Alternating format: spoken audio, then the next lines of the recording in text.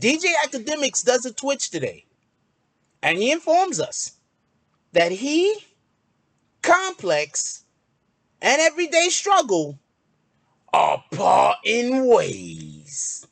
Me and the Notification Gang would like to invite everybody to come join us Monday through Thursday, 9:20 to 10 o'clock for morning coffee, where we discuss the events of the prior day and also just talk mess about stuff. See you then.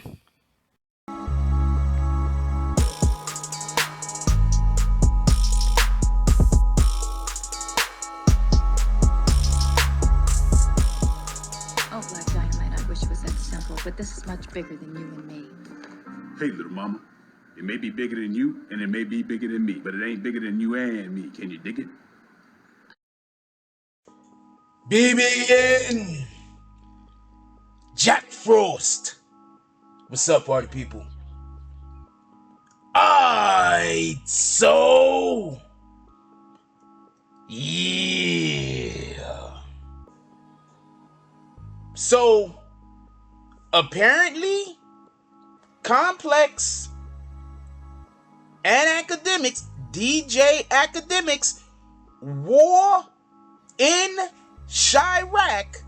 Akademiks are parting ways. Okay. So apparently DJ Akademiks, yes. Real quick, I want to say something. Okay, so DJ Akademiks had a Twitch today, and on his Twitch, he was busy. Basically, he was dragging Rory and Maul. If you haven't seen the Twitch yet, it's funny. I just want to add that part real quick. So he was dragging Rory and Maul. I'm not even sure. Did I miss why they're beefing? I'm not saying that they're beefing. I know they always shooting at each other, but I'm not sure why they're beefing. Could somebody put it down in the comment section who knows exactly why they're beefing? Because I don't know why. Anyway, DJ Akademiks has a Twitch broadcast where he speaks about how him and Complex are going to be separating next couple of weeks. It's going to be the last couple of shows that are going to be broadcast of Everyday Struggle. Now, just so we can be clear, I didn't see the whole entire Twitch, so I'm not sure if he's saying he's not working with Complex at all anymore, if Everyday Struggle is ending, but the interpretation in which I got from what I've heard, or from what I heard, is that him and Complex are just parting ways. They will not be working together no more in the future on Everyday Struggle, or at least as it stands on anything. Now, before I get to some of the intricacies, I just want to say part of what he said the issue was is that with Complex, he signs a 1-year contract of a certain amount of money. So basically, he's like, yo, look, I'm signing this 1-year contract. Even if you cancel the show, no matter what you do, even if something happens and we do no shows, I still get paid. First of all, could I give a shout out to DJ Akademiks and his lawyer? They ahead of the ball game over here. Look, man, even if this shit don't work out, I need my money. Shout out to that. Anyway, so what basically happens is, I believe what DJ Akademiks was saying was, if I understood this correctly, is that Complex wanted him to sign a contract which was going to be longer than the normal or the usual contracts that he signs with them. So he was going to sign a contract, something about it ending on a December, but they wanted it to end further along the line than what him and his team, or him and his lawyer, were ready to agree with. So that's basically what he's saying, that he decided that he wasn't going to re-sign with Complex. So that's why I'm pretty sure that there's other things also, and there's more that I want to say in this video. But I'm just saying that was one of the main points that he mentioned that I thought were of some significance. Because at the end of the day, when people want you to change the amount of time that you are comfortable with on a contract, that's a big deal. That can be the difference between somebody owning your content and not. Just so we can be clear, DJ Akademiks knows about how all of these rappers are getting trapped in contracts. So it wouldn't be surprising that he would not want to sign a contract longer than 1 year. Now, for everybody that don't know, this same year, Joe Budden had a problem with the contract that he has with Spotify, I believe.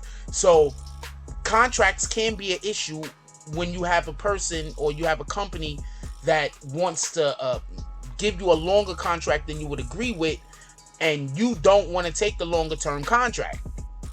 That's a big selling point, or it could be a big nah, we're not doing this moment.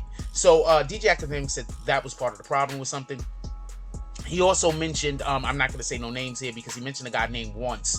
I'm going to assume that, you know, it was probably, he probably didn't even do it on purpose. It was probably, he was talking about a thing and he mentioned the person's name, and after the fact, he decided to not keep mentioning the person's name. That could have been what happened. Like, or he thought about the person, mentioned their name, and then was like, you know what? I said their name enough times. I don't want to bring them no flack. Anyway, he said,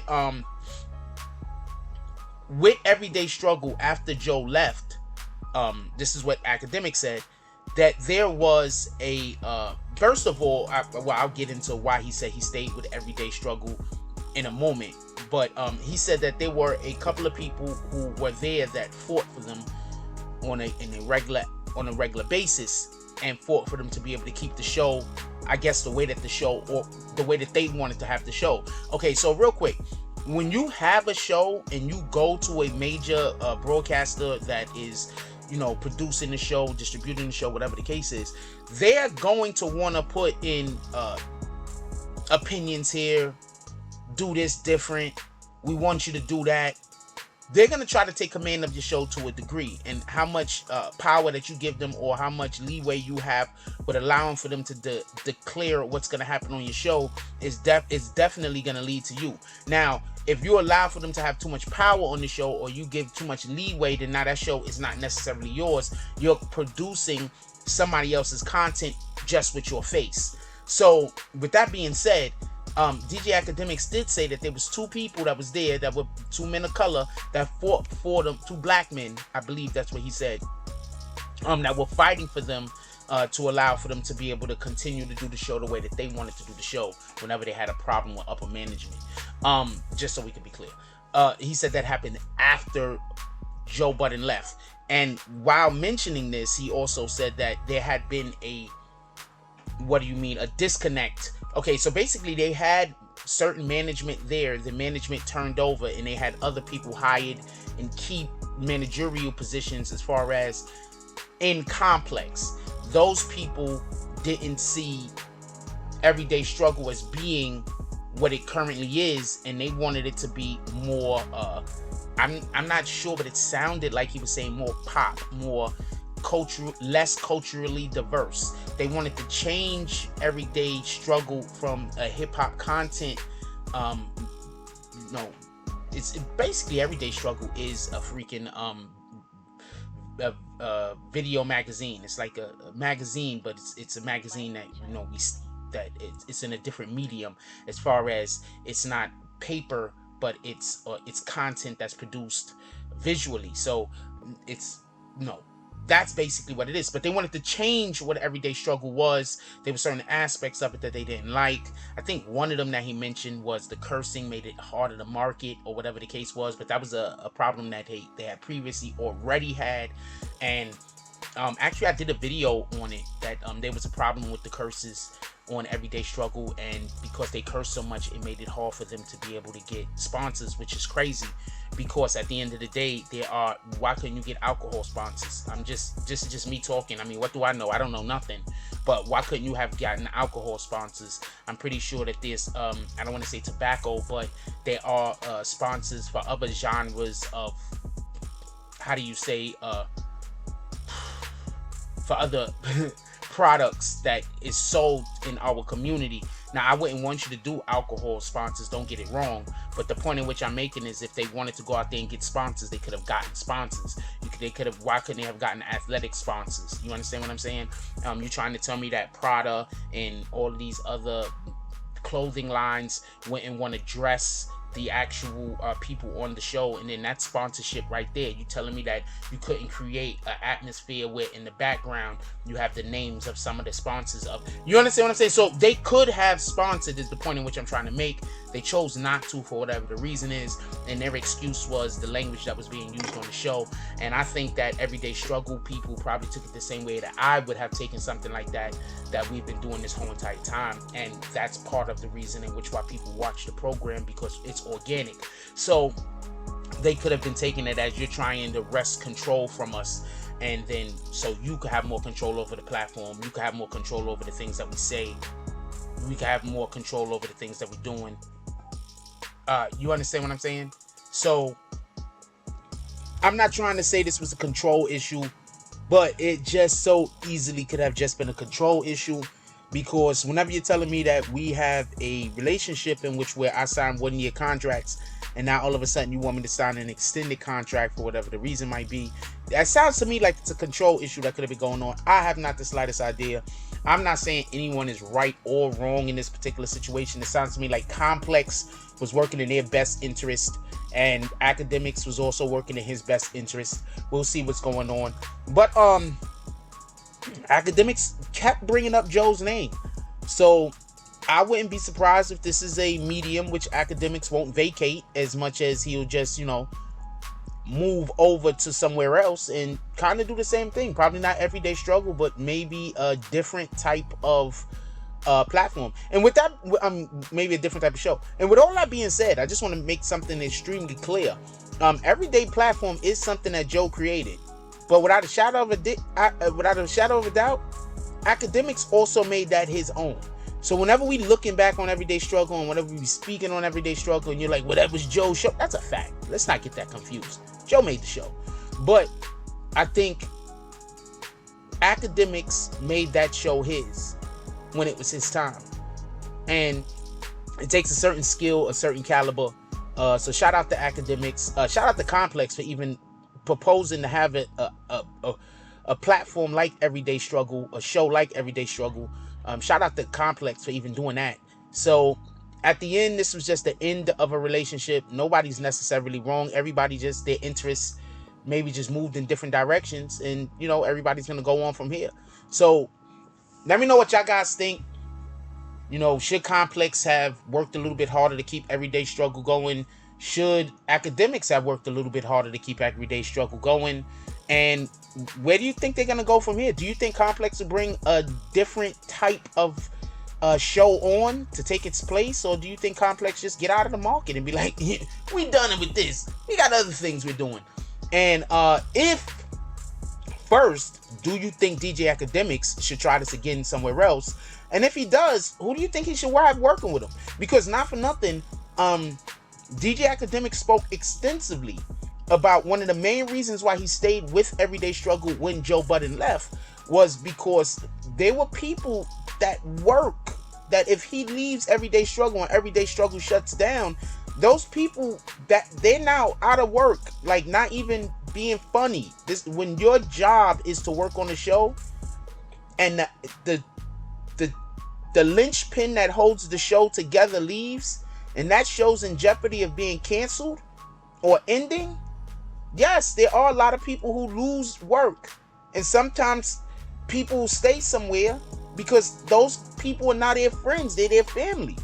They don't want them to be out of work. So Akademiks said that was basically one of the things, or one of the reasons that led to him staying after Joe left, and that's commendable. I mean, at the end of the day, shout out to DJ Akademiks. That's commendable. So everybody that's talking about, yo, he stabbed Joe in the back. I mean, I'm gonna keep it a stat. Joe wanted to operate with DJ Akademiks as his little brother. DJ Akademiks probably, even though he knew he has a lot to learn, felt that he accomplished enough to be seen as an equal with different talents. Salute to both of those men. Like, comment, subscribe. Join the notification gang. Hashtag Bronx Bombers. Let's get it. I love y'all. Take care of each other. Hug the kids for me. I haven't forgotten about you. And that's all I got on this one. I'm out. If you like this video, please hit the like and subscribe button. If you would like to help dictate the direction that this channel takes, please leave a comment. All comments are appreciated, whether positive or negative. Thank you very much and enjoy your day. And remember, positive thoughts cause for positive things to happen. Let's get it. Mike Jones.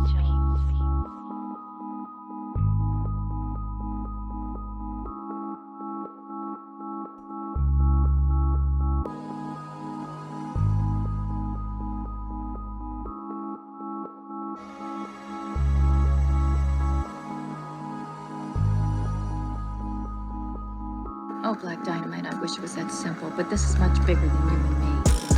Paper, mama. It may be bigger than you, and it may be bigger than me, but it ain't bigger than you and me. Can you dig it?